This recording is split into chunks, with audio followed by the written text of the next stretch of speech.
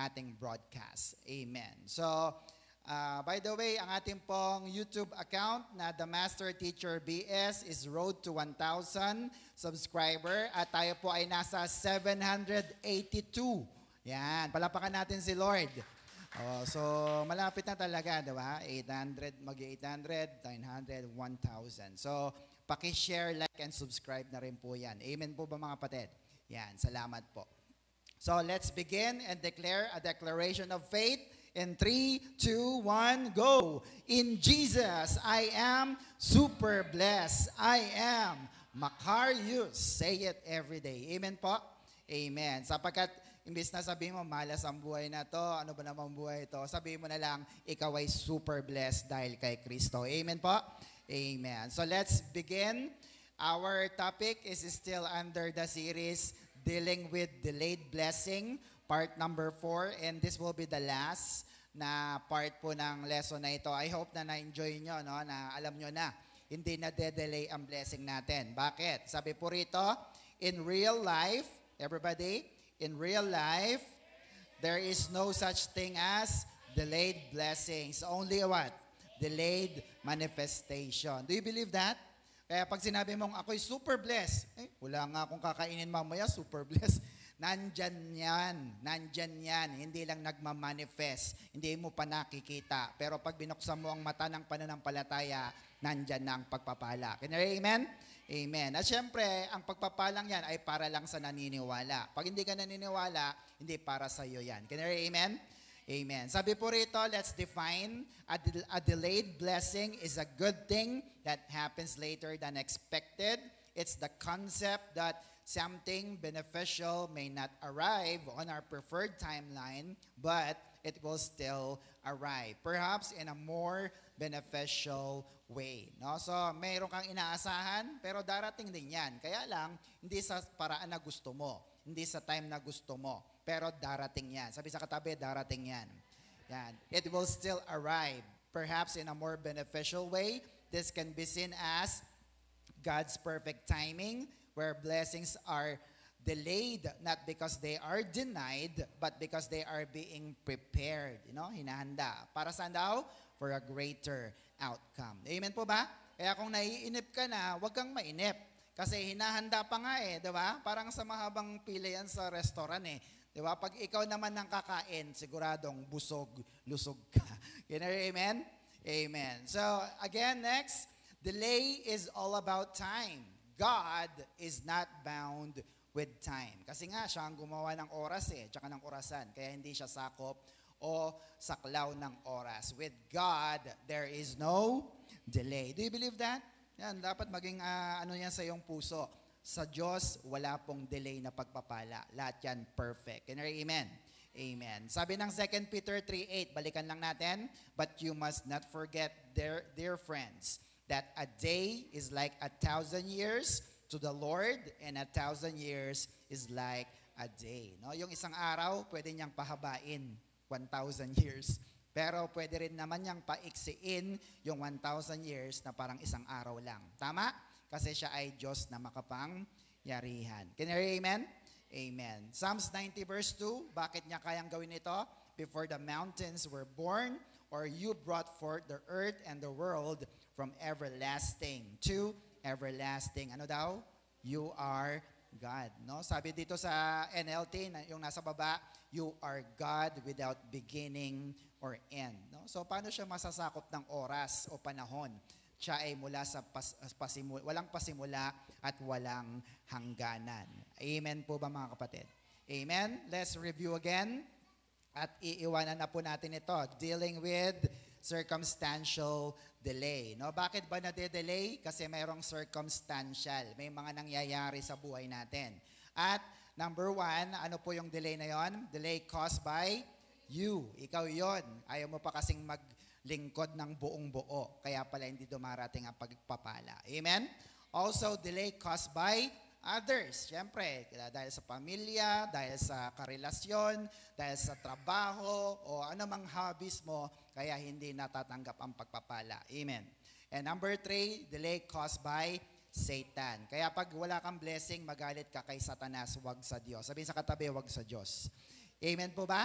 Malinaw po yun, ha? O sige, balikan na natin ang ating iniwan, dealing with intentional delay. Sinasagot natin ang tanong na, what is intentional delay and why does God allows it? No? So, bakit nga ba hinahayaan ng Diyos? Pag sinabing intentional, sinasadya. Amen, mga kapatid? Alam mong, Lord, ibigay mo na. Yung iyak ka na, pero hindi pa rin binibigay ng Diyos. Kasi nga, meron siyang pamamaraan. At number 1, ano po yon? Number 1, to give way to the law of nature. No, anong ibig sabihin po nun? Para magbigay daan sa kalikasan or nature. Amen po ba? Amen po ba?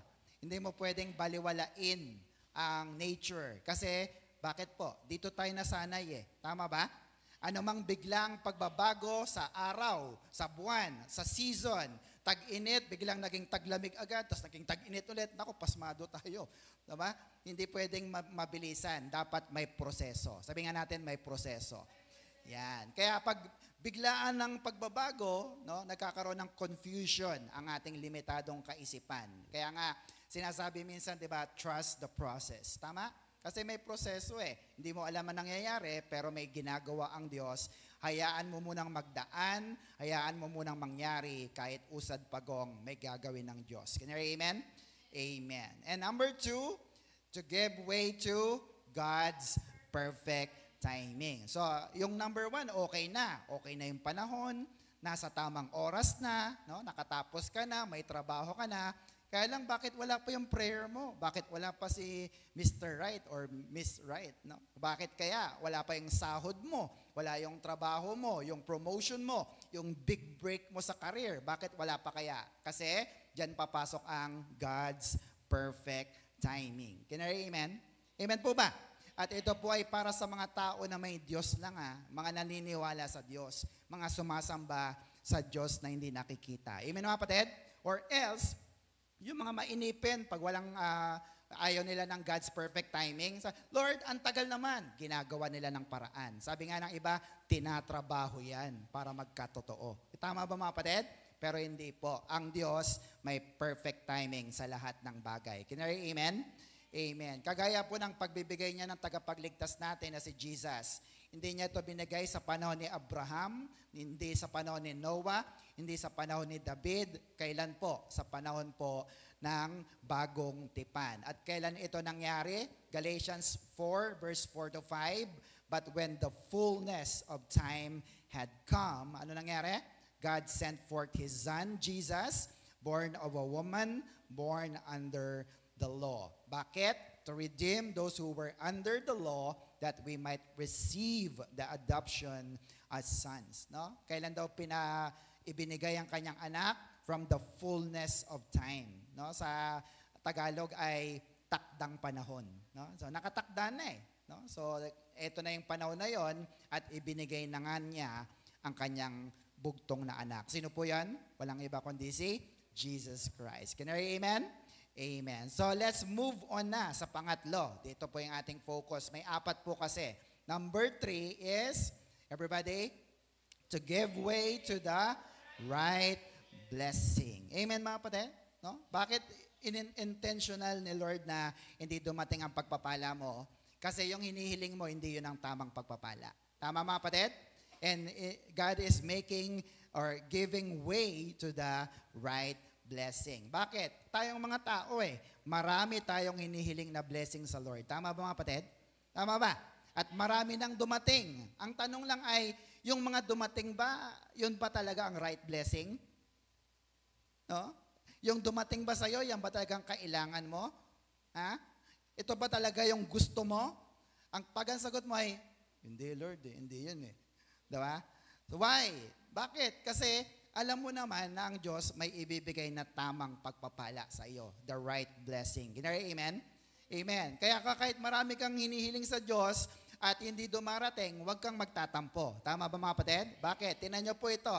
Nakita nyo na siguro ito sa social media. Marami kang hiniling kay God na hindi niya naibigay, mas marami naman siyang ibinigay na hindi mo hiniling. Amen mga kapatid? Hindi ka nga nag-pray kagabi pero kita mo na ngayon, buhay ka pa. Tapos nung bumiyahe ka kanina, iningatan ka sa aksidente, hindi ka rin nagdasal. Tama ba mga kapatid? Kaya huwag ka magtatampo, ang sasabihin mo lang, salamat, Lord. Can you amen? Sabihin nga natin, salamat, Lord. Palapakan natin si Lord. Can you amen? Amen. Kasi mayroong right blessing, may tamang pagpapala para sa atin. So let's look at the story of Peter and Jesus. Kasi ang kwento pong ito, ginagamit natin lagi pag nagde-dedicate ng sasakyan. Pero let's dig deeper on that. Sapagkat si Peter at ang kanyang mga kasama ay nahuli, na-delay ang kanilang huli, ang kanilang mga kita, matumal, inaalat or delayed. At nawala na sila ng pag-asa kasi wala silang mahuling isda.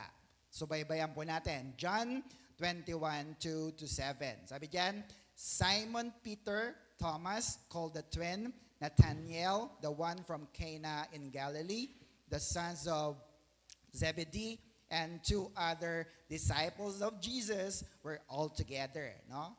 Verse 3, Simon Peter said to the others, I am going fishing. We will come with you, they told him. So they went out in a boat, but all night they did not catch a thing. Nasundan niyo mga kapatid? So, sabi ni Pedro, mangingisda ako. Sabi na, sama kami. Buong gabi. Siyempre, gabi sila nangingisda, di ba? Pero wala silang nahuling isda. Maalat, matumal, sabi nga nila. Verse 4, as the sun was rising, puputok ng araw, Jesus stood at the water's edge, but the disciples did not know that it was Jesus. Kasi kanina madilim pa eh. Pero medyo lumiliwanag na, hindi pa rin nila alam na nandun si Jesus. Then he asked them, nagtanong si Lord, young men, haven't you caught anything? May nahuli pa kayo? Anong sagot nila? Not a thing. Wala po. Kahit isa, they answered. Verse 6, he said to them, sabi ni Lord, throw your net out on the, saan daw? Right side of the boat. Hindi sa left ha, saan daw? Sa right side. And you will catch some. No? Makakahuli kayo pag hinulog nyo sa kanan. So they threw the net out and could not pull it back in because they, look at this, they had caught so many fish. Look at that. Amen na kapatid? So, sa ninagis, hindi raw sa kaliwa doon sa kanan, no? Sa right side. And what happened to their obedience? Pag inulog ba niya sa kaliwa, makakahuli kaya sila? Palagay ko hindi. Kasi sabi na nga ni Lord sa kanan eh. Di ba? Look at the obedience. No? Sinabi ni Lord, mag-church ka muna, pagpapalain kita. Nawala ang pagpapala. Are you with me mga kapatid? Look at this. They have caught so many fish. Marami silang nahuli kasi sumunod sila kay Lord. 7, the disciples whom Jesus loved said to Peter, it is the Lord. Ayan, doon pa lang nila na-realize. Ito ang Panginoon, kasama natin. When Peter heard that it was the Lord, anong ginawa niya? He wrapped his outer garment around him, for he had taken his clothes off, and jumped into the water. No? Nung sinabi, si Lord pala yun, yung nagsabi na doon mo ihulog sa kanan. Si Peter, na-realize niya. At agad-agad siya nagtalokbong ng kanyang katawan, yung robe niya, at siya'y tumalon sa tubig. Now, ang 1 million question, bakit tumalon si Pedro? Tumalon ba siya dahil maraming huling isda? Papunta ba siya sa isda? Hindi po. Tumalon po siya dahil papunta siya doon sa nagbigay ng maraming isda. Can you hear amen? Amen po ba? Do you get that? Na minsan, ang daming pagpapalang tumatanggap sa'yo, pero ang sinusunggaban mo yung pagpapala, imbis na yung nagbibigay ng pagpapala. Are you with me, mga kapatid? One important observation is, pagkatapos silang makahuli ng marami, syempre, pag angat ng net, ang daming isda, na busy sila kasi ang daming huli. Sabi nga nila, trabaho kung trabaho. Anong ginawa nila? Di ba, mga trabahador, naguhubad talaga yan para walang sagabal. Sila naman, naghubad din para walang sagabal sa tubig kung sila man ay lulusong sa tubig. Tama ba? Pero nung sinabi ng isang alagad, si Lord ay kasama natin, no? Siya ang nagbigay ng maraming isda, si Peter ganitong ginawa. He wrapped his outer garment around him at tumalon sa tubig. Amen mga kapatid? Anong ibig sabihin nito? Kahit gaano ka kabisi sa trabaho, kahit gaano ka kabisi sa business mo, no? Si Peter, anong ginawa niya? Nagbihis siya. Nagmamadali na pumunta. Kanino? Kay Jesus ang Panginoon. Why? Because he realized na kung wala pala si Jesus, wala silang huli kahit payat na dilis. Tama ba mga kapatid? Tama ba? Pero dahil nandun si Jesus, the blessor, punong-puno ng isda ang kanilang lambat at marami silang pagpapala. That is the right blessing para sa kanila. Kanila, amen? Amen po mga kapatid? Amen. So, question is, how can I tell if I have the right blessing? Paano natin malalaman na tama nga ba ang blessing na mayroon tayo? Gusto niyo po bang malaman? Amen. Ito pong sagot. Next po, the right blessing is what? Focused on the blessor and not the blessing. Tama ba? Pag tamang pagpapala mo, dapat ang tuon mo ay ang nagbigay ng pagpapala, hindi ang pagpapala. Tama ba mga kapatid? In short, dapat ang Diyos, hindi ang pera. Tama ba mga kapatid? Kasi ang pera ay bigay ng Diyos. Amen mga kapatid? Look at Peter. Ang daming binigay ni Lord na isda. Na-busy na siya. Oh Lord, thank you Lord. No? Pero na-realize niya na ang pagpapalang ito ay hindi dahil sa kanya, bigay ito ng Diyos, kaya nagmadali siya na pumunta kay Jesus doon sa blessor. Ang focus niya hindi ang isda, ang focus niya ay ang blessor, si Jesus. Can I amen? Amen po ba? Kasi samantalang ang iba po ay yumayaman at anak sila ng Diyos, sila naman ay napapalayo sa Diyos. Tama ba mga kapatid? May mga kilala ba kayong ganon? Ako marami na. In my 20 years in the ministry, marami na po ako nakitang ganyan. Lord, pagpalain mo ako nung pinagpala, nakapag-abroad, hindi na nag-charge. No? Are you with me mga kapatid? So dapat habang yumayaman ka, lumalapit ka sa nagbibigay ng pagpapala. Walang iba kundi si Jesus. Can I amen? Amen. Sabi ng 1 Timothy 6:10, tinan nyo, nakasulat. The love, next po, the love of money causes all kinds of, next po, evil. Some people have, look at that, left the faith. Hindi na nag-church. Ayaw na sa ating gawain. Why? Because they wanted to get more money. But they have caused themselves what?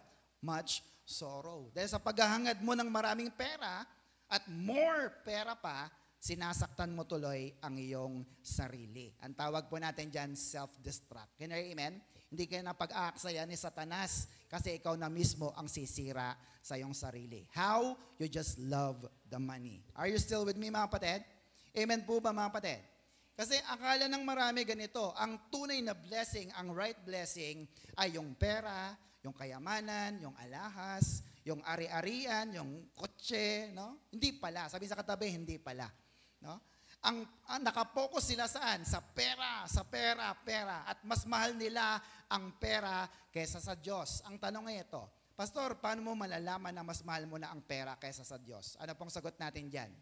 Kapag inuuna mo na ang blessings, ang trabaho, ang business, at wala ka ng panahon sa nagbibigay ng pagpapala ang Diyos. You get that mga kapatid? Amen po mga kapatid? Amen. Now, ano ang nangyayari sa mga tao na naghahangad ng maraming salapi? Ito po nangyayari. Next, they are consumed with greediness, no? Or pagkagahaman sa salapi. Do you see the illustration? Hindi naman kinakain niyang pera talaga eh. Pero akin yan, akin yan.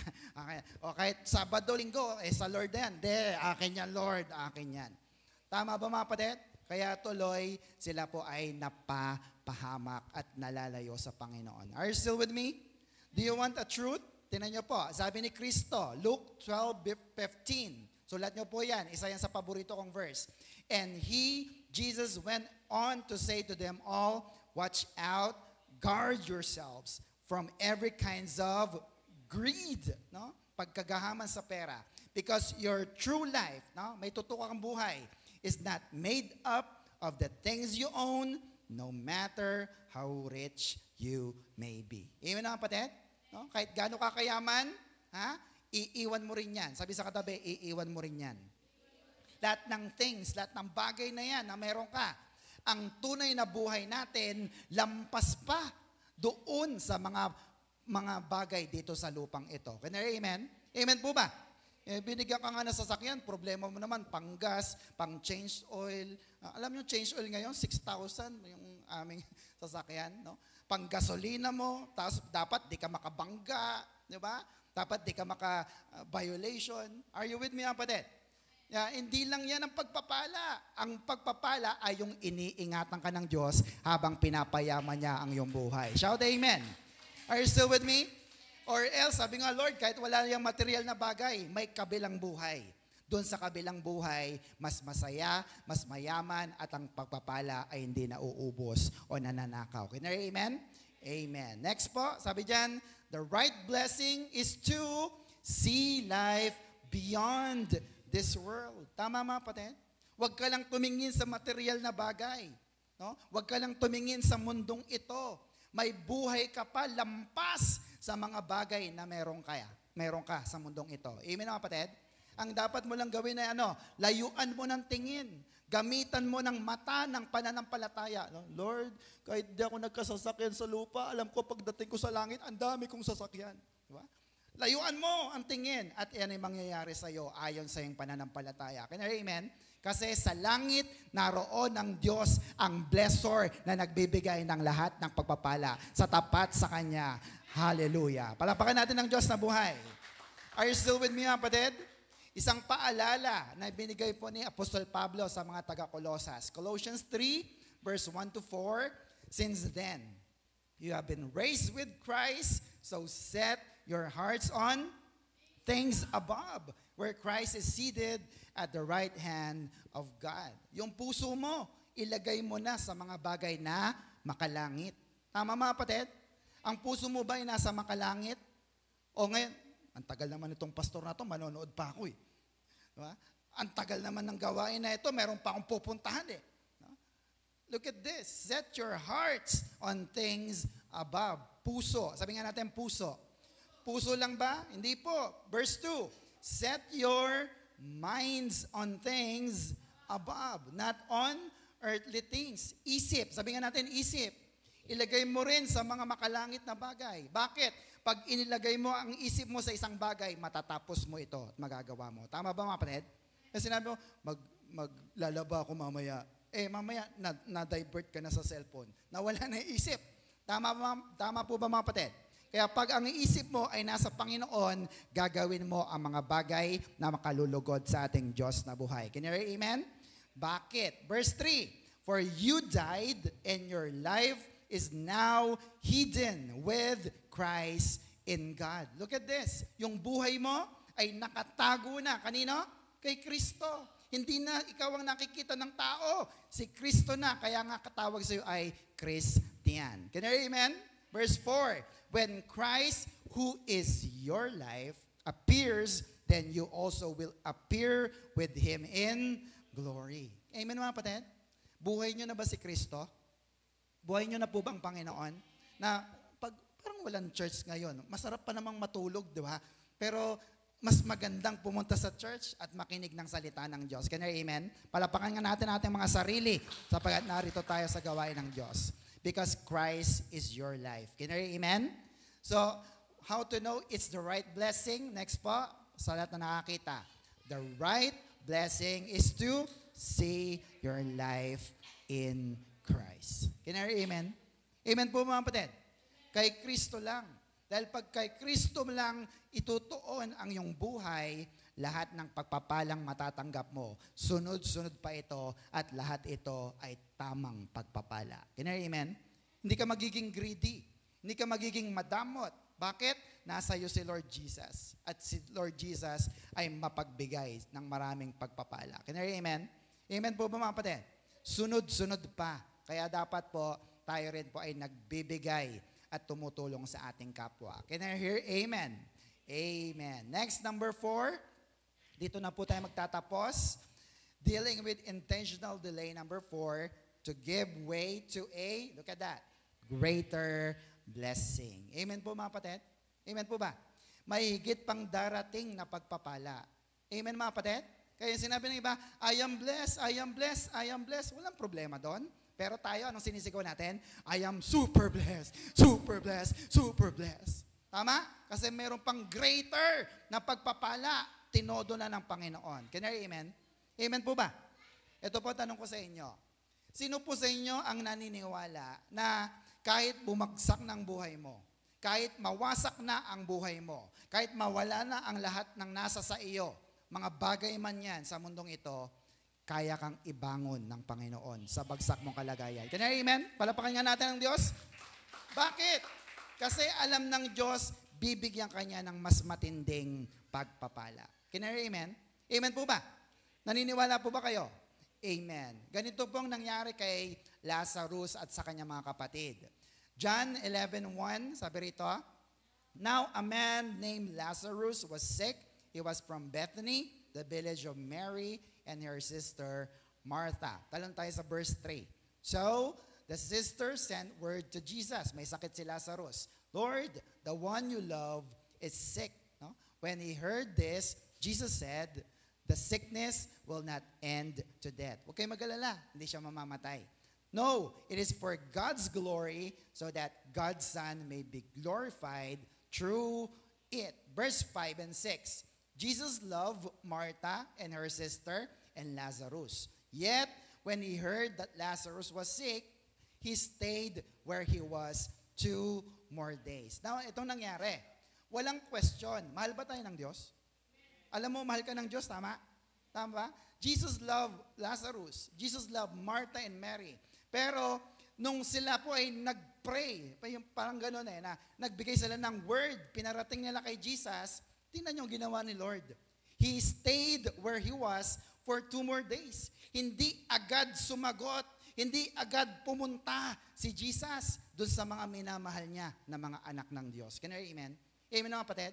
Nagkaroon ng delay. Nagpa-delay pa siya ng ilang araw?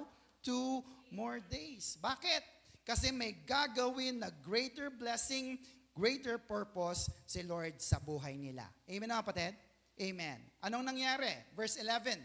After he had said this, he went to tell them, our friend Lazarus has fallen asleep. Sabi niya, natutulog lang. But I'm going to wake him up. Gigisingin ko. His disciple replied, Lord, if he sleeps, he will get better. Hindi ata nila naintindihan. In verse 13, pinaliwanag ni Lord, Jesus has been speaking of his death, no?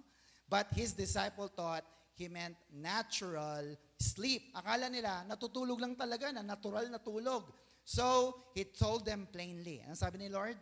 Lazarus is dead. Hindi siya natutulog na tulog. Patay na talaga siya. And 15, next po. And for your sake, I am glad that I was not there. Bakit? So that you may believe. But let us go to him. Amen mga kapatid? So sabi ni Lord, hindi siya, siya'y patay na. Pero natutuwa ako kasi wala ako diyan para maniwala kayo. Amen mga kapatid? Kasi minsan, pag may problema tayo at to the rescue lagi agad si Lord, hindi mo na nakikita na si Lord talaga ay sumasagot ng dasal mo. Kasi alam mo, automatic eh. Tama ba mga kapatid? Pero ngayon na nag-pray ka at lubog na lubog ka na sa iyong buhay, sa iyong utang, at wala, Diyos, nasaan ka Diyos? Sabi ni Lord, hindi mo na kita sasagutin. Bahala ka dyan. Tama? Sabi niya. Bakit? So that you may believe. Kasi minsan di ka na naniniwala na ako talaga ang Diyos na sumasagot ng iyong mga panalangin. Can I hear amen? Amen mga kapatid? Pero papatunayan sa iyo ng Diyos, pag sumagot siya, hindi kanya kailanman iiwan. Hindi kanya pababayaan, kahit minsan pa man. Shout amen. Palapakan natin ang Diyos na buhay. Are you still with me mga kapatid? Amen. Kaya kapit lang. At sa tingin mo, Lord, wala na talaga. Wala nang pagpapala. Look at this. Next po. When there is an intentional divine delay, no? Sinadya ng Diyos, ang tagal ng pagpapala, God may have something greater than what you think or want. Amen na kapatid? Gusto mo, kotse. Ang gusto pala ng Diyos sa'yo, eroplano, para hindi ka natatraffic. Are you with me kapatid? Amen po ba? Imposible? Oo, imposible. Pero pag ang Diyos ang nagplano, kaya niyang gawin sa buhay mo. Can you hear amen? Amen po ba mga kapatid? Amen. So in verse 40, look at this. John 11:40, the same story. Then Jesus said, did I not tell you that if you believe, ano mangyari? you will see the glory of God. Naniniwala ba kayo sa Diyos? Na kahit baon ka sa utang, kaya kanyang iangat? Na kahit na lubog na ang buhay mo, kaya kanyang ingat sa buhay? Na minamaliit ka, kaya kanyang palakihin? Amen na kapatid? If you believe, you will see the glory of God. Amen mga kapatid? Dapat maniwala ka lang na may Diyos na tutulong sa atin. Ang Greek word ng salitang glory ay doxa. Sabihin nga natin doxa. It means dignity, no? Dignidad, honor, praise, pride, respect, reputation, yung reputasyon mo. Ako, ang reputasyon ko, mabait ako doon. Huwag niyong sasabihin hindi ako mabait. No? Worship. What else? Majesty. Those are the things belonging to God. No? Lahat yan ay makikita mo kung naniniwala ka sa Diyos. Can you hear amen? Amen po ba? Sa number 2, sabi diyan, the most glorious condition or manifestation, the most exalted state of true Christian after our Savior returns from heaven. Ito rin yung gagawin sa atin, sa lahat ng mga naniniwala. Nakala mo, Lord, wala na. Pero dahil naniniwala ka pa rin, tumitibok pa rin ang puso mo sa Diyos, eto, paparanas siya sa iyo ang honor, ang praise, ang respect ng lahat ng tao. Can you hear amen? Dahil sa Diyos na buhay. Are you still with me, mga kapatid? Amen po ba?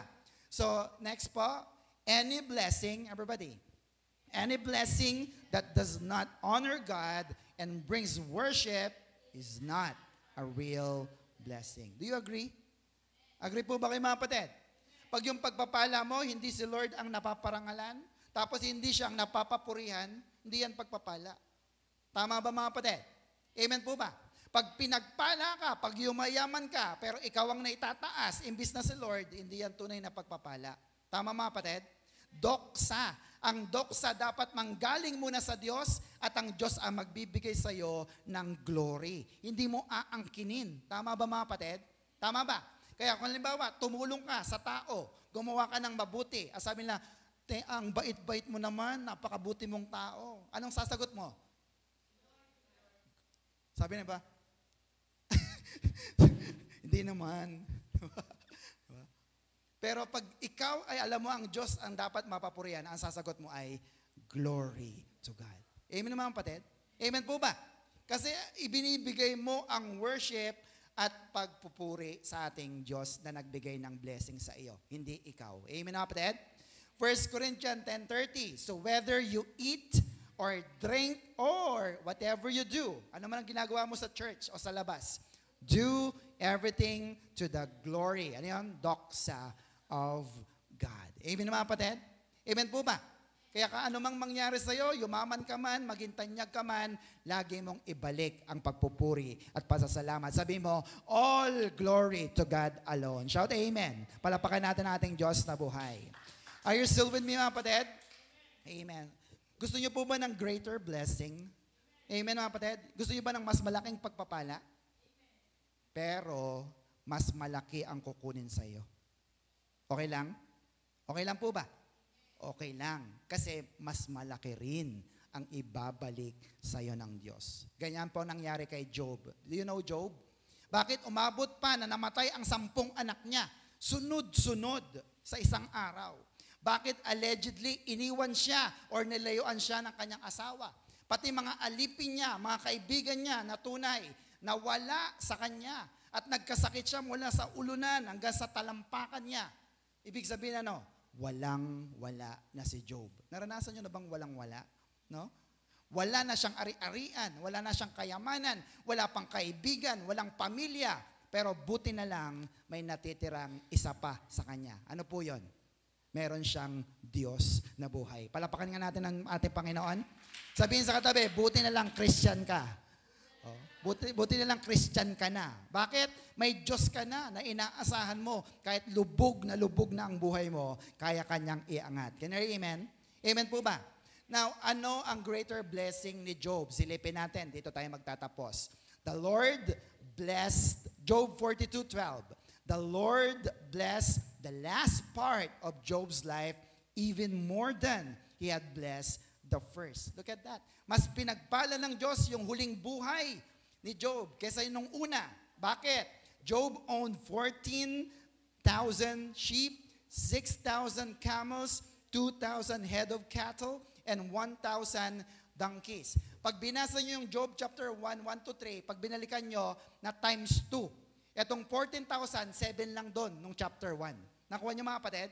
Amen po ba? So yumaman siya ng sobra. 13, he was the father of 7 sons and 3 daughters. Binalik yung 10 namatay na anak. Ganon din. 7 lalaki, 3 babae. 15, there were no other women in the whole world as beautiful as Job's daughters. Their fathers gave them a share of inheritance along with their brothers. Look at that.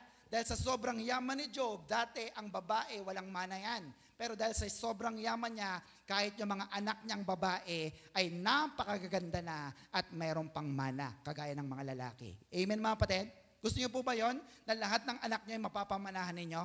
Yes. Verse 16, Job lived 140 years. After this, long enough to see his grandchildren, nakita niya ang kanyang apo, and great-grandchildren. Nakita niya yung kanyang apo sa tuhod, di ba may apo daw pa sa talampakan, nakita pa niya lahat yon. And then, he died at a very great age. Now, ang tanong ko ay ito, gusto mo bang maranasan yung naranasan ni Job? Amen? Malaki ang mawawala sa'yo. Okay lang po ba? Pero malaki rin at doble pa ang ibabalik sa iyo kung ikaw ay nagtitiwala at hindi bibitaw sa ating Diyos na buhay. You will receive the right blessing sapagkat ang Diyos ay nagbibigay ng tunay na pagpapala. Shout amen. Palapakan natin ang ating Diyos na buhay. Are you still with me, kapatid? Amen po ba? Now, ano ang tunay na bunga ng blessing? Sabi ni Lord, last verse, Proverbs 10:22, the Lord's blessing the blessing of the Lord brings what? Wealth, and He adds no trouble to it. Amen na kapatid? Kapag pinagpala ka, pag pinayaman ka na, tapos hindi ka magkanda tulog, hindi ka mapalagay, aburido ka, no? Naku, baka wala na kaming kikitain. Nagiging madamot ka pa, no? Mainitin ang ulo mo, hindi yan tunay na blessing. Bakit? Ano ang tunay na blessing? It brings wealth, and He adds no trouble to it. Payapa ang iyong buhay. Can I amen mga kapatid? Amen. May natutunan po ba kayo? Amen. So let's review and have a quick recap on dealing with intentional delay. Number 1, upo ng maayos. Number 1, to give way to the law of nature. Number 2, to give way to God's perfect timing. Number 3, to give way to the right blessing. And number 4, to give way to a greater blessing. Amen? So ano ang ating Macarius Challenge? Wait for God's perfect timing for a greater blessing. Amen po mga kapatid? Ang tunay na pagpapala ay kung ikaw ay umaasa sa ating Diyos. Naghihintay ka ng tamang pagpapalang ibibigay niya.